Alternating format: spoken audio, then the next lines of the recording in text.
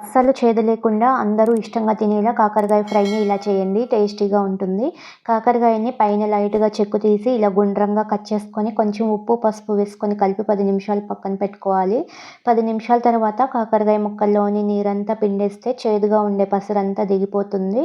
Stove మీద కడాయిని పెట్టుకొని 1 table spoon పల్లీలు, 1 టేబుల్ స్పూన్ ధనియాలు, 1 టేబుల్ స్పూన్ జీలకర్ర వేసుకొని ఫ్రై చేసుకొని చల్లారిన తర్వాత జార్‌లోకి వేసుకొని ఎండు కొబ్బరి తురుము, 10 వెల్లుల్లి రెబ్బలు, కొద్దిగా కారం, పావు స్పూన్ పసుపు వేసుకొని మెత్తగా గ్రైండ్ చేసుకొని పక్కన పెట్టుకోవాలి. కడాయిలో 2 టేబుల్ స్పూన్ల ఆయిల్ వేసుకొని వేడయ్యాక పోపు దినుసులు, కరివేపాకు వేసుకొని వేగిన తర్వాత కాకరకాయ ముక్కలు, రుచికి సరిపడా ఉప్పు వేసుకొని కాకరకాయ ముక్కలు సగం వరకు ఫ్రై అయిన తర్వాత ఉల్లిపాయ ముక్కలు వేసుకొని కాకరకాయ ముక్కలు బాగా క్రిస్పీగా అయ్యేంత వరకు ఫ్రై చేసుకోవాలి. మీడియం ఫ్లేమ్లో పెట్టుకొని ముక్కలు బాగా ఫ్రై అయిన తర్వాత ముందుగా మిక్సీ పట్టుకున్న కారం అంతా వేసుకొని 2 నిమిషాలు ఫ్రై చేసుకుంటే చేదు లేని కాకరకాయ ఫ్రై రెడీ. వేడి వేడి అన్నంలో నెయ్యి వేసుకొని తింటే చాలా రుచిగా ఉంటుంది.